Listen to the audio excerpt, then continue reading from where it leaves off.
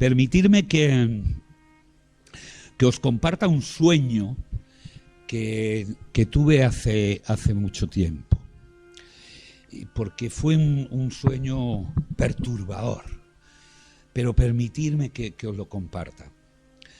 En el sueño empecé como a escuchar un ruido ensordecedor y cómo se iban identificando gritos, lamentos, quejas, lloros, y la visión se iba haciendo más clara y empecé a ver un río de multitudes, de millones de personas, de todo tipo, de toda raza, de todas edades, que se dirigían hacia la entrada de una gruta enorme, una entrada oscura, profunda. Y entonces miré a mi derecha y vi a un ser alado, resplandeciente como el sol. Y entonces le pregunté, ¿qué significa todo esto? ¿Qué es lo que estoy viendo? Y él, mirándome con una dulce y apacible sonrisa, me dice, Antonio, estos son todas las almas que, habiendo recibido el mensaje de la salvación, el evangelio, la buena noticia, lo han rehusado en su corazón. Y son almas que se dirigen al infierno. Son almas condenadas que van a vivir apartados de la presencia de Dios, del amor de Dios y de la gloria. Y me desperté. Con estas sensaciones, todo esto impactó y en mi corazón durante muchos días, y yo orando al Señor, Señor, revélame qué me has querido decir con esto, qué es esto que veo. Y el Espíritu me decía, Antonio, es la condenación. Es la condenación. Y además, recuerda ese río de multitudes. Y fíjate bien en esas personas, porque quizás empieces a adivinar a gente conocida. Quizás entre en ese río de multitudes descubras que hay un vecino tuyo. Descubras que hay un pariente tuyo. Descubras que hay un hermano, un padre, un hijo. Así que, Antonio, date prisa. Ve y predica el evangelio. Predica la buena noticia de la salvación. Es urgente. Predícalo. No pierdas tiempo.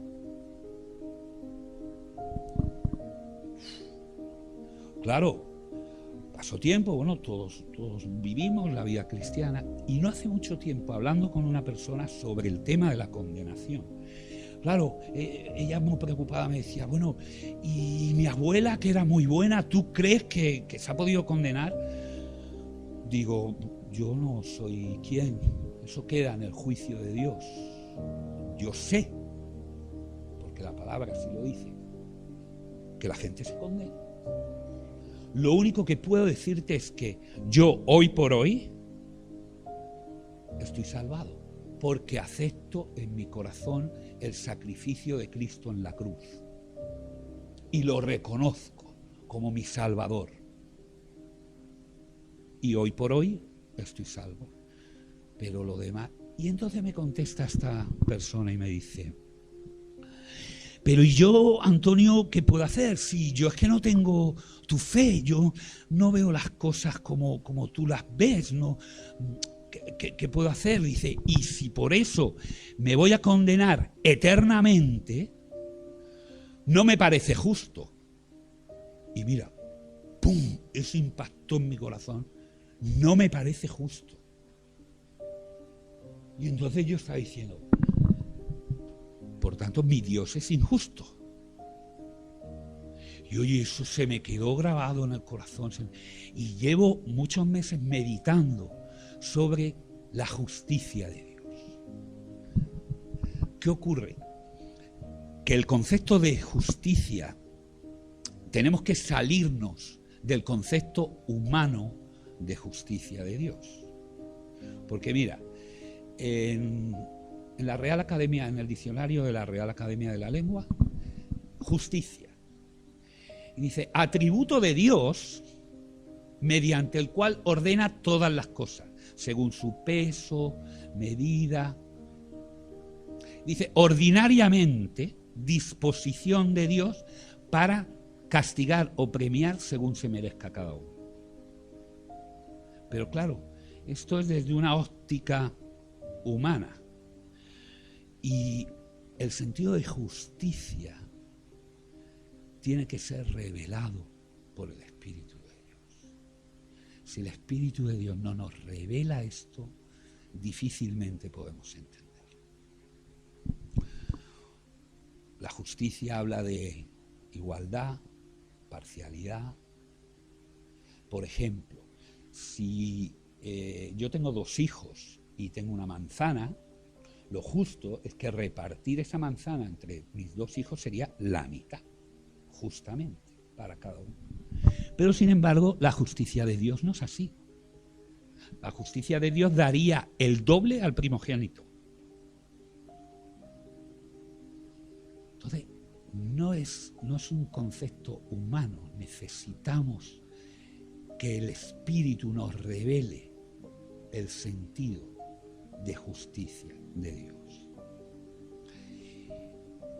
La Biblia, hay numerosísimas citas que nos hablan de la justicia de Dios.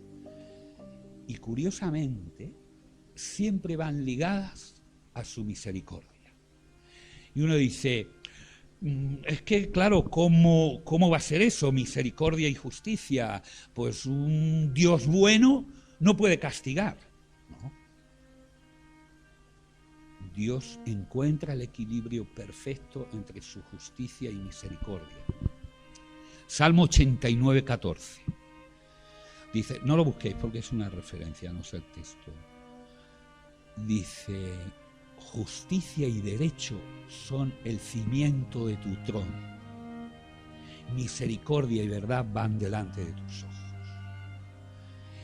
La justicia y el derecho es donde se cimenta el trono de Dios. Sin embargo, cuando nos va a ver, misericordia y verdad van delante de tus ojos. Ve a través de la misericordia.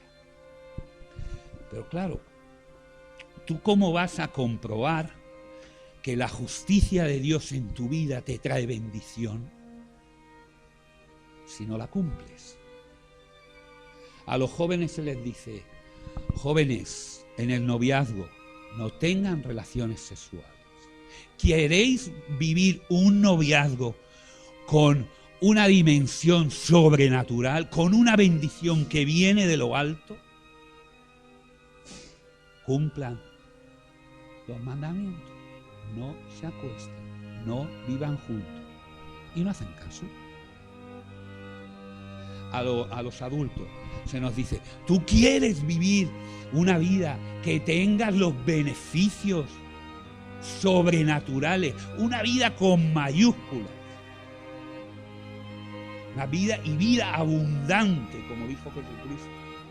Vida con mayúsculas. ¿Quieres? Obedece mis mandamientos. Y no lo hacemos. Desecha de ti los vicios, el fumar, el beber, la codicia, la envidia, las bajas pasiones. Aléjate y no lo hacemos. Claro, es complicado entonces percibir esos beneficios. Hoy quiero hablar de 3 aspectos que van íntimamente ligados. Es justicia, ira y temor de Dios. Y para hablar y que nos ilustre la palabra y que nos haga meditar y que el Espíritu nos hable sobre el tema de justicia, vamos a ir a Nehemías 8, ¿vale?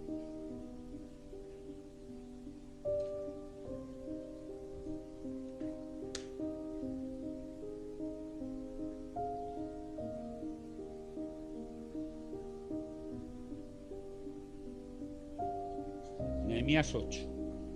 Y leemos del versículo del 1 al 12, Yo voy a leer un poquito más que Marta. Tenemos Nehemías 8 del 1 al 12. Y dice la palabra de Dios. Entonces se juntó todo el pueblo como un solo hombre en la plaza que está delante de la puerta de las aguas, y dijeron al escriba Esdras que trajera el libro de la ley de Moisés, la cual Jehová había dado a Israel.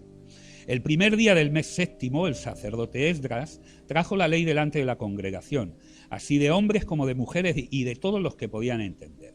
Desde el alba hasta el mediodía leyó en el libro delante de la plaza que está delante de la puerta de las aguas, en presencia de hombres y mujeres y de todos los que podían entender. Y los oídos de todo el pueblo estaban atentos al libro de la ley. Y el escriba Esdras estaba sobre un estrado de madera que habían levantado para esta ocasión, y junto a él estaban a su derecha Matatías, Semá, Anías, Urías, Hilcías y Maasías, y a su mano izquierda Pedaías, Misael, Malquías, Asún, Asdabana, Zacarías y Mesulam. Abrió pues Esdras el libro ante los ojos de todo el pueblo, pues estaba más alto que todo el pueblo. Y cuando lo abrió, el pueblo entero estuvo atento. Bendijo entonces Esdras a Jehová, Dios grande, y todo el pueblo, alzando sus manos, respondió: Amén, amén. Y se humillaron, adorando a Jehová, rostro en tierra. Los levitas Jesúa, Baní, Serebía, Jamín, Acub, Sebatía, Odías, Masía, Kelita, Azaría, Jozabet, Anán y Pelaía hacían entender al pueblo la ley, mientras el pueblo se mantenía atento en su lugar. Y leían claramente en el libro de la ley de Dios, y explicaban su sentido, de modo que entendieran la lectura. Entonces el gobernador Nehemías, el sacerdote y escriba Esdras, y los levitas que hacían entender al pueblo, dijeron a todo el pueblo: Hoy es día consagrado a Jehová, nuestro Dios, no os entristezcáis, ni lloréis, pues todo el pueblo lloraba oyendo las palabras de la ley. Luego les dijo: Id, comed alimentos grasos, bebed vino y dulce, y enviad porciones a los que no tienen nada preparado, porque este es día consagrado a nuestro Señor. No os entristezcáis, porque el gozo de Jehová es vuestra fuerza. También los levitas calmaban a todo el pueblo diciendo: Callad, porque es día santo, no os entristezcáis. Y todo el pueblo se fue a comer y a beber, a obsequiar porciones y a gozar de gran alegría, porque habían entendido las palabras que les habían enseñado. Amén. Para que podamos entender un poquito más el contexto donde se desarrolla este pasaje, hemos de saber que el pueblo de Israel fue cautivo por el imperio de Babilonia. Ya lo había profetizado el profeta Jeremías y había dicho que el pueblo iba a ser cautivo. Entonces vino el pueblo cananeo, invadió Israel y todas las provincias, asoló Jerusalén, destruyó completamente Jerusalén, las murallas, el templo, lo quemó todo, pasó a cuchillo a todo el que pudo, y los que sobrevivieron fueron llevados a Babilonia cautivos. Estando allí, el imperio persa invade Babilonia. Y entonces los cautivos de Israel, los judíos, quedan cautivos, esta vez del imperio persa. Y también Isaías había profetizado que pasados 70 años de cautiverio iban a ser liberados. Y iban a ser liberados por un rey que Isaías llama el ungido o el pastor de Jehová. Y este rey es persa, Ciro, que en su primer año de reinado promulga un edicto que da libertad al pueblo judío para que regrese a su territorio, regrese a Jerusalén y le reedifique la ciudad y levante de nuevo el templo. Esta vuelta, este regreso del pueblo judío se hacen 3 veces. Uno de ellos va Esdras, como sacerdote, y se encarga de restaurar todo el tema religioso y moral del pueblo. Y después va Nehemías, que todos sabemos que se encarga de restaurar las murallas, el templo. Y es aquí cuando sucede esto. Pero me gustaría que nos centrásemos concretamente en el texto, porque, fijaros, el pueblo había pasado 70 años de cautiverio en Babilonia y regresa a Jerusalén. Y este relato es la primera vez después de 70 años en el que se vuelve a leer la ley, porque cuando vuelven a Jerusalén se traen, el rey de Persia les permite traerse todos los utensilios del templo, todo lo que había permanecido, decía que se lo lleven. Y entre esas cosas iba el libro de la ley. Y esta vez es la primera vez después de 70 años que se vuelve a leer públicamente el libro de la ley. El libro de la ley son el Pentateuco, los 5 primeros libros. Génesis, Éxodo, Levítico, Número y Deuteronomio. Y fijaros, dice que desde el alba el sacerdote Esdras coge un estrado, se pone encima, y yo me imagino amaneciendo y juntándose el pueblo en la plaza y él comenzando a leer. En el principio Dios creó los cielos y la tierra, y amaneciendo. Y conforme iba leyendo Génesis, Éxodo, iban juntándose más.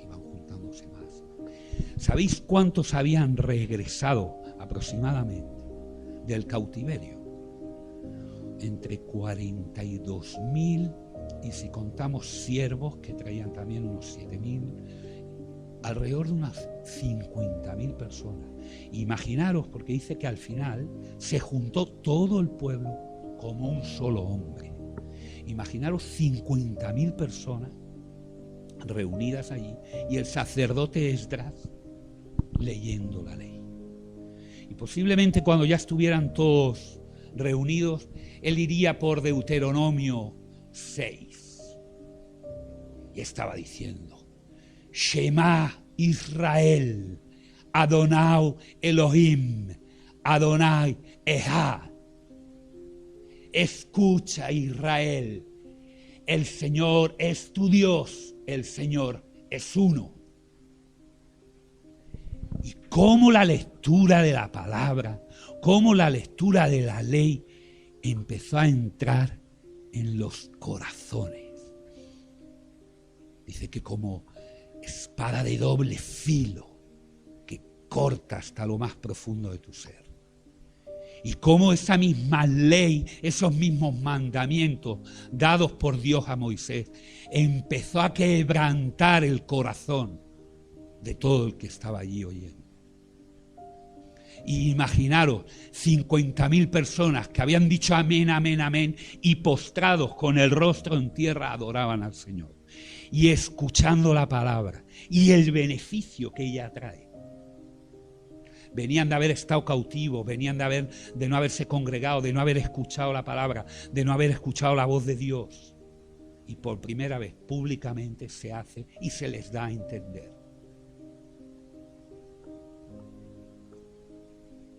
Todo el pueblo lloraba oyendo las palabras de la ley. Era tal el quebrantamiento que había, que todo el pueblo llorando. Escena tremenda del poder de la palabra de Dios. Claro, ellos al final dicen: no os entristezcáis, porque esto es gozo, y es lo que hablamos, el beneficio que te trae cumplir los mandamientos y hacerlos tuyos y entenderlos e interiorizarlos. No os entristezcáis, alegraos, porque el gozo del Señor es nuestra fuerza. Claro, cuando seguimos recapacitando y el Espíritu nos sigue revelando esta justicia de Dios plasmada en su ley, corremos el riesgo de que uno piense que se imagine que Dios es un abuelito con barbas blancas que siempre está dando favores, siempre está dando regalitos, pero que luego a la hora de disciplinar es indeciso y entra en conflicto Su amor entra en conflicto con la disciplina. Y no es así. No es así. Él no tembló cuando tuvo que condenar a los ángeles. Su justicia se ejecutó cuando tuvo que condenar al primer hombre. No tembló cuando condenó por el primer hombre a toda la humanidad.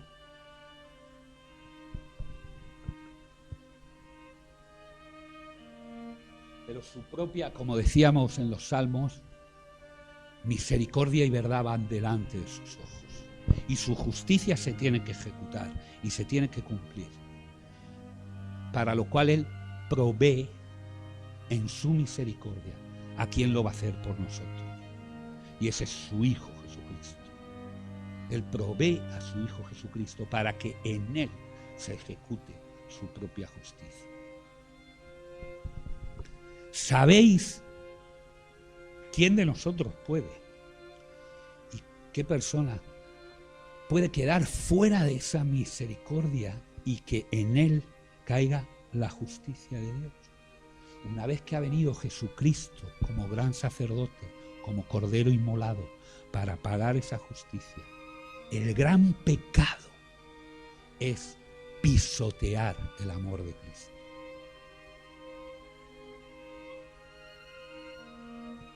El libro de Hebreos, prácticamente la mitad del libro de Hebreos, habla de esto. Y nos dice, mirad lo que Jesucristo ha hecho por nosotros. Estáis menospreciando la sangre derramada de Cristo, el cuerpo maltratado de Jesucristo. Bueno, ¿será o no será? Bueno, tampoco. El peor de los pecados es el sacrilegio. No darse cuenta de lo sagrado que es todo esto, de la dimensión que tuvo lo que Jesucristo hizo en la cruz. Mira, una persona lo puede soportar todo, menos que le ataquen directamente al corazón y la traición de un ser amado. Cuentan que hubo un hombre en tiempos de Hitler, del Holocausto, que lo detienen, lo juzgan y lo meten en un campo de concentración. Y el hombre pasó de todo: maltrato, desnutrición, trabajo forzado, y de todo se sobrepuso, todo lo pudo aguantar. Tanto es así que sobrevivió al Holocausto. Y una vez que llegó el tiempo de la libertad, se entera por accidente de que quien lo había denunciado y por el cual había ido detenido fue un hijo suyo.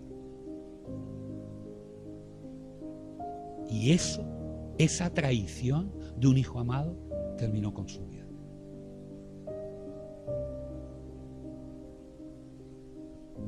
Ese es el gran pecado: pisotear el amor tan inmenso que tuvo Cristo en la cruz. Ahora, el segundo aspecto va también muy interrelacionado con justicia, y es la ira de Dios. Y este concepto de ira, también tenemos que salirnos del concepto habitual y humano de la ira. Porque nosotros entendemos la ira como venganza, rencor, odio, que nos señalan, que ahora verás tú, te vas a enterar. Y no es exactamente así. Necesita también ser revelado en nuestro interior. La ira es simplemente que Dios no puede coexistir con el mal. Él es el bien, su esencia es el bien, es el amor. Si tuviéramos que definir cuál es la esencia de Dios: amor. El bien no puede coexistir con el mal. Se repelen, el mal y el bien se repelen. Son como dos imanes. ¿Habéis tratado alguna vez de juntar dos imanes por el mismo polo? Imaginaros imanes gigantes, magnéticos. Intentar juntarlos por el mismo polo, no puede ser. Y a esa reacción de repulsión es lo que podemos entender la ira de Dios. Vuelvo a deciros, ocurrió en el cielo. Los ángeles, Lucifer, pecaron. No pudieron estar junto a Dios, no pueden seguir coexistiendo. Son expulsados. Y la ira de Dios decretó que la paga del pecado fuera muerte. Todos hemos escuchado, la paga del pecado es muerte, correcto. Decretada por la ira de Dios. Pero cuando escuchamos la paga del pecado es muerte, nos vamos a la última muerte, muerte física. Bueno, sí lo es, pero hay muchas más muertes entre medio. La primera muerte que produce el pecado es la muerte escatológica, la muerte del ser. Te separa de Dios, es lo que hemos dicho. Tu relación con Dios queda cortada, separado de Dios. Eso es lo primero que produce el pecado. La segunda muerte es que distorsiona lo que nosotros somos, el tripartito que somos, cuerpo, mente y espíritu.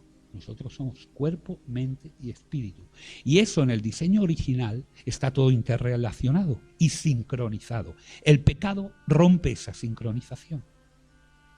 Mata al espíritu, entonces te quedas con dos partes, cuerpo y alma. Te falta el espíritu. Y empieza esa ansiedad, esa infelicidad, ese desasosiego, esa búsqueda incesante de no sé qué, esa disfunción interna.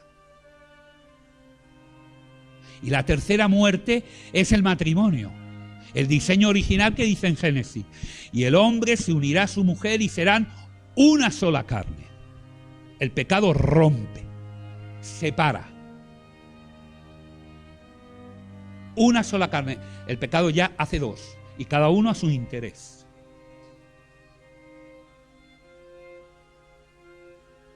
Otra muerte más, la de los hijos. Separa a los hijos de los padres, los vuelve en contra. ¿Qué estamos viendo últimamente en reportajes de televisión? Bueno, tremendo, lo que no ha habido nunca. Órdenes de alejamiento de padres a los hijos.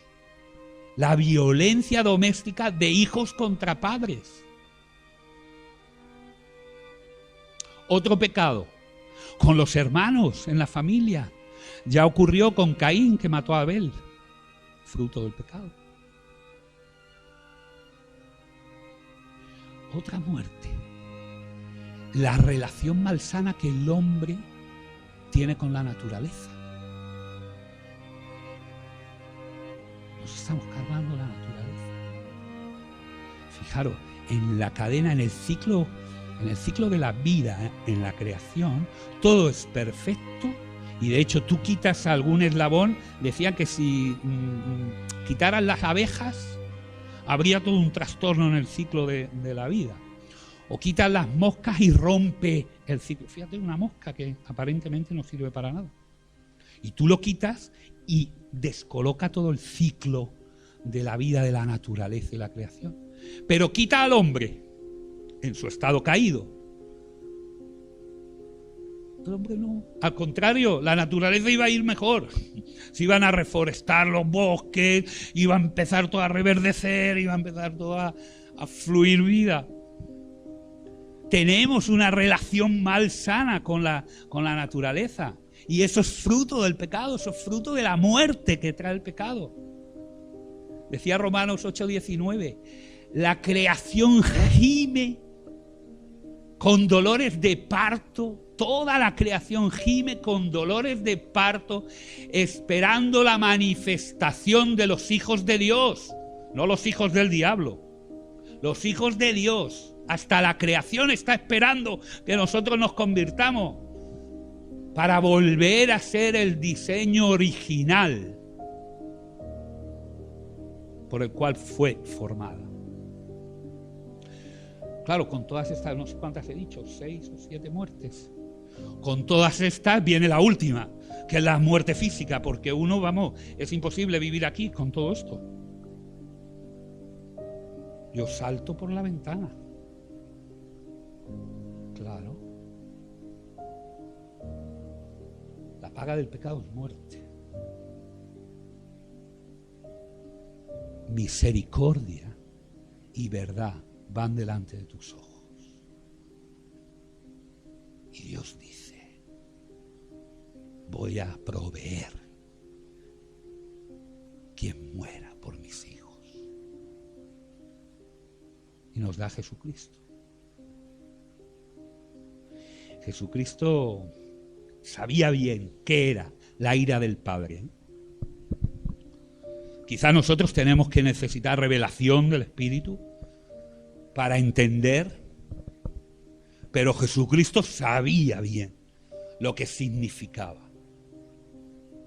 La ira en la palabra está representada por una copa de vino de la ira de Dios.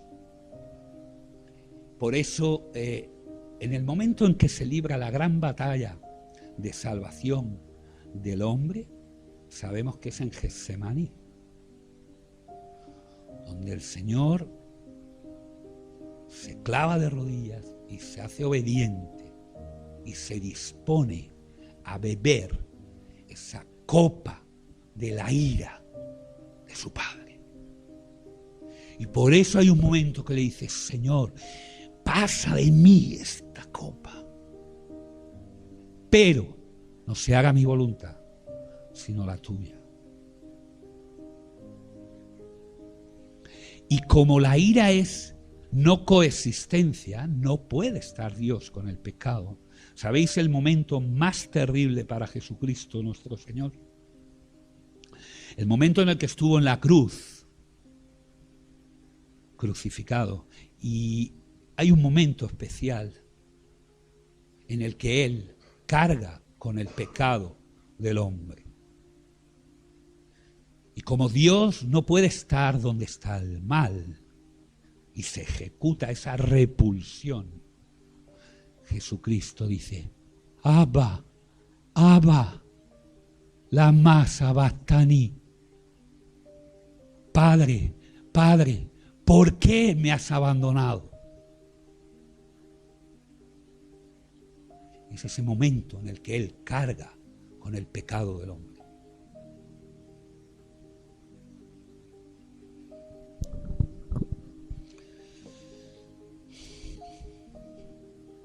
Cuando nosotros llegamos a entender toda esta dimensión del plan original de Dios con el hombre, de que Dios refleja su corazón al hombre a través de la ley, que provee a esa transgresión de la ley, su misericordia provee a su propio Hijo para que cumpla con la justicia y pague por nuestros pecados. Cuando nosotros empezamos a entender todo eso en su magnitud, tenemos el tercer punto: temor de Dios. Temor de Dios. Pero otra vez necesitamos recalcular nuestra mente, reprogramar nuestra mente y no entender un temor de Dios como en muchas ocasiones la Iglesia Católica venía inculcándonos. Un temor de Dios, de un Dios acusador, que te pillé, ahora verás. No.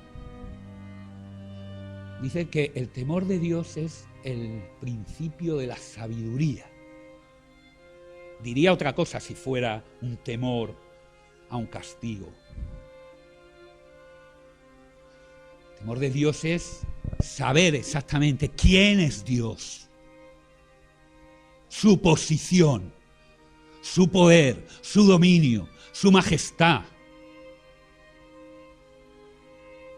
¿Y quiénes somos nosotros frente a Él?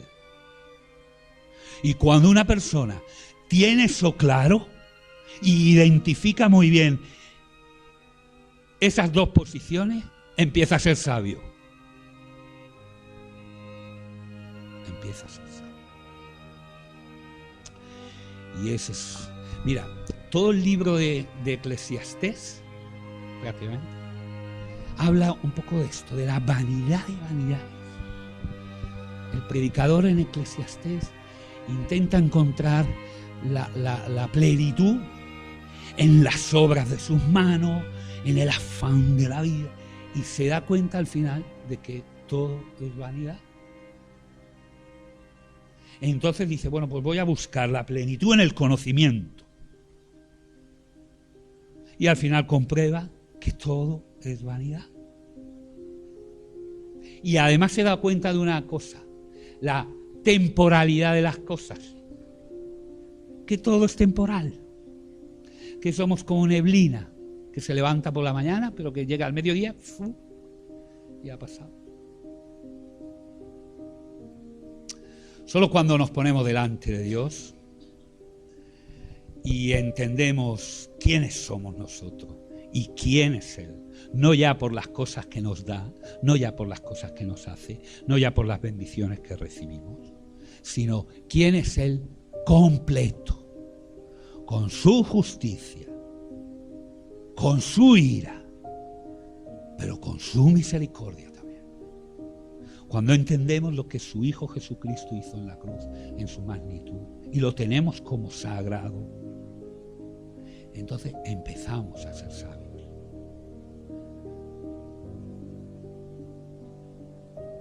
Empezamos a ser sabios, empezamos a tener sentido de pertenencia. Sabemos a quién pertenecemos, sabemos quiénes somos nosotros.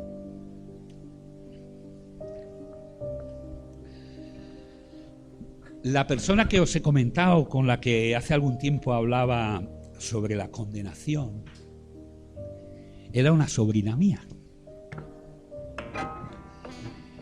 Y mira, la pobre me miraba a los ojos y me decía, pero Tito, yo no tengo la fe que tú tienes. No entiendo las cosas, ¿qué hago? De verdad, Tito, y que por esto me condene yo eternamente. No me parece justo. Y mira, y yo miraba sus ojos, miraba la profundidad de sus ojos, y la veía tan perdida, la veía tan ignorante de estos misterios que necesitan ser revelados,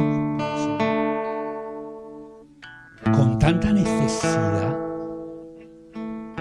de volverse a su creador, de entablar una relación.